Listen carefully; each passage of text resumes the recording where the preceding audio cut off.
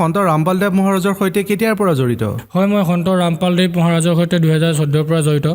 হয়, মই অন্য দেৱী দেৱতাৰ সাধনা কৰিছিলোঁ আৰু অন্য গুৰুৰ সৈতে জড়িত আছিলোঁ। তেওঁ তন্ত্ৰ মন্ত্ৰ যন্ত্ৰৰ সাধনা আমাক কৈছিলে আৰু সেয়া কৰি আমাৰ একো লাভ নহ'ল। সন্ত ৰামপালদেৱ মহাৰাজৰ শৰণলৈ অহাৰ পাছত আমি এটা মানুহলৈ ৰূপান্তৰ হ'লোঁ।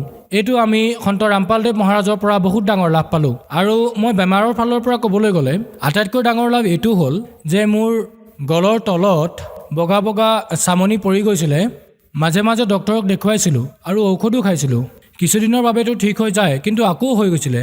কিন্তু সন্ত ৰামপালদেৱ মহাৰাজৰ দয়াত এই দাগ একেবাৰে শেষ হৈ গ'ল। আৰু জীৱনদানৰ কথা যদি মই ক'ব বিচাৰোঁ, সন্ত ৰামপালদেৱ মহাৰাজৰ দয়াত মই পৃথিৱীত আছোঁ। কাৰণ মই যেতিয়া এদিন NH2ত গৈ আছিলোঁ, তেতিয়া মোৰ বাইকখন বহুত স্পীডত আছিল আৰু আগে আগে এখন ট্ৰাক গৈ আছিলে। দুয়োখনেই বহুত স্পীডত আছিলে, প্ৰায় 100ৰ ওচৰা ওচৰি হ'ব। যে মোৰ গাড়ী আৰু সেই গাড়ীখনৰ মাজত মাত্ৰ 2 পৰা 4 ইঞ্চৰ পাৰ্থক্য আছিলে আৰু মই খুন্দা মৰাৰ পৰা বাচি গ'লোঁ। আৰু আৰ্থিক লাভ এয়া হ'ল যে সন্ত ৰামপালদেৱ মহাৰাজৰ লগত জড়িত হোৱাৰ পাছত যি এক মাটি কিনিবলৈ আমি আগতে বহুত প্ৰয়াস কৰিছিলোঁ, 10 বছৰ 20 বছৰৰ পৰাই সেই মাটি কিনিব পৰা নাছিলোঁ।